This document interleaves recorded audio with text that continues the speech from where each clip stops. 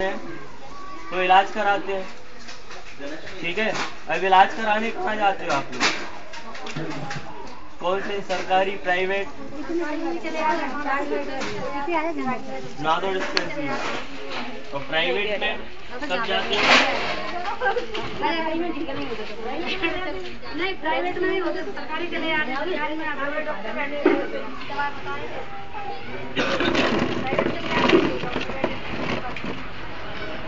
ठीक है।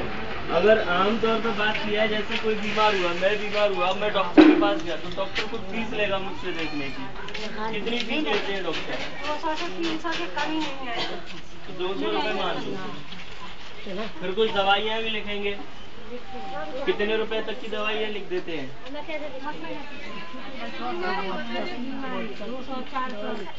200 रुपए की तो कम से कम होती है। ठीक है। अगर मैं दवाई खा के ठीक हो गया तो अच्छी बात है, नहीं ठीक हुआ तो फिर खून की जांच वगैरह कराएगा। तो खून की जांच में कितना पैसा लग जाता है? जैसे मलेरिया चेक कराना है, पीलिया चेक कराना है, तो इन सब की जांच में कराऊंगा तो कितना पैसा लग जाएगा? 300 रुपये मान लो। ठीक।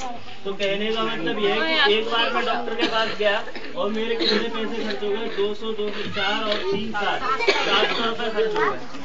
अब ये मेरे अकेले की है, ठीक है। इस महीने बीमार पड़ा, हो सकता है 2 महीने बाद में फिर बढ़ जाऊँ बीमार, तो फिर 700 रुपये खर्च करूँगा। और परिवार की बात करें तो एक परिवार में 4-5 लोग होते हैं, किसी में ज्यादा भी होते हैं। अगर 5 लोग हैं, साल में अगर एक बार भी बीमार पड़े तो 3,500 रुपये खर्च हो गए। कितने खर्च हो गए? 3,500 रुपये। ठीक है। लेकिन कभी कभी बीमारियां इससे थोड़ी बड़ी भी हो जाती हैं। जैसे बच्चों में निमोनिया बिगड़ जाता है, बच्चों का पीलिया बिगड़ जाए, मलेरिया बिगड़ जाए, तो इस तरीके की बीमारियां बिगड़ती हैं तो खर्चे बढ़ के 10-15 हजार रुपए तक हो जाता है। ठीक है। कोई भी बात मेरी गलत लगे तो बोल देना उसी समय, ठीक, कि आप ये गलत बोल रहे हो। 10-15 हजार रुपये बढ़ जाते हैं अगर कोई बीमारी गंभीर हो जाए, तो एक्सीडेंट हो जाए, छोटा मोटा फ्रैक्चर हो जाए, तो 10-15 हजार रुपये हाल लग जाते हैं। हाँ, फिर उसके आगे तो फिर कुछ भी हो सकता है। जैसे किडनी की प्रॉब्लम हो जाए किसी को, किसी किडनी फेलियर हो जाते हैं, किसी को हार्ट की बीमारी हो जाती है, ब्लड प्रेशर, इनमें तो इलाज चलता ही रहता है फिर। ठीक है। तो इस तरीके की समस्या आती है। अब एक बात बताओ कि जो व्यक्ति पैसा कमाता है वो अपनी मेहनत से कमाता है, और डॉक्टर के पास जाते हैं और बोलते हैं कि डॉक्टर साहब हमारी मेहनत का पैसा है, आपका बिल 10,000 रुपये बन रहा है, तो छोड़ दो। तो छोड़ देते हैं डॉक्टर? नहीं छोड़ते ना। अब किसी के पास पैसा ज्यादा है तो उसको कोई दिक्कत नहीं, लेकिन जिसके पास सीमित है, वो किसी ने बच्चों की पढ़ाई के लिए, बच्चों की शादी के लिए पैसा जोड़ के रखा है, उसमें अचानक बीमार पड़ गया और डॉक्टर के पास जाके पूरा पैसा उसका चला गया, मान लो, तो डॉक्टर क्या है सोचेगा कि अगले महीने तुम्हारी बिटिया की शादी है, चलो छोड़ दो, आधे पैसे छोड़ रहा हूँ? नहीं छोड़ता ना। ठीक है। तो अब किसी के पास है पैसा तो अच्छी बात है, नहीं है तो जेवर बेचो, कुछ भी करो, उधार कर्जा करो, कुछ भी करो, लेकिन उसको चाहिए। ठीक है।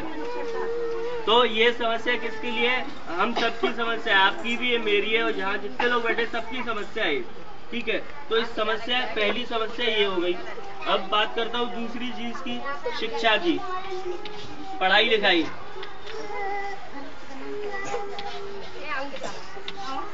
अब पढ़ाई लिखाई में देखा जाए तो जैसे स्कूल की पढ़ाई होती है, तो उसमें तो हमारे पास वो होती चॉइस होती है कि हम चाहें अपने बच्चों को किसी भी स्कूल में पढ़ाएं, सरकारी में पढ़ाएं, छोटे में पढ़ाएं, बड़े में पढ़ाएं, 100 रुपये महीने पे पढ़ाएं, 10 रुपये महीने पढ़ाएं, 1000 रुपये महीने पे पढ़ाएं। ठीक है। लेकिन जब बच्चे 12वां पास कर लेते हैं तो फिर ये चॉइस खत्म हो जाती है। कारण कि अगर बच्चों को भविष्य बनाना है तो उनको अच्छी पढ़ाई, अच्छी डिग्री होना जरूरी है।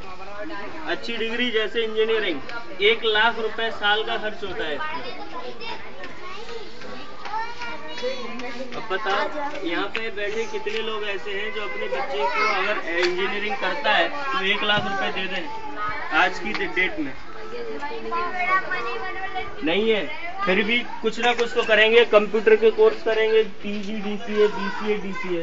तो वहाँ पे जब जाते हैं वो पढ़ने, तो वहाँ पे जो संस्थाएं होती हैं जो कोर्स करा रही हैं वो उनसे मनमानी फीस लेती है। 20,000 है तो 20,000 लेंगी, 10,000 है तो 10,000 लेती है। वहाँ पे कोई बोले कि हम गरीब है भैया हमें पैसा छोड़ दो तो छोड़ देंगे, ठीक। गवर्नमेंट को दिखाना। अब शिक्षा के बाद आता है नंबर बीमा का। बीमा का नाम सुना है? क्या होता है बीमा? आंटी ने सही बोला, बचत। और अच्छा, कितने लोगों के यहाँ बीमा है? जैसे इतनी महिलाएं बैठी हैं, किनके पतियों का बीमा है यहाँ? जानकारी तो होगी, ठीक है। पति नहीं है सही है, बीमा का सही है। मेरे यहाँ पे भी ऐसा ही स्थिति है। मेरे भी पिताजी ने, मेरे बच्चे जरा से उनके पापा एक्सपायर हुआ, मजदूरी करते हैं। मैं भी कर रहा होता अगर मेरे पिताजी ने बीमा नहीं कराया होता तो। जब मैं 5 या 6 साल का था तो मेरे पिताजी गुजर गए। गांव में खेती करते थे।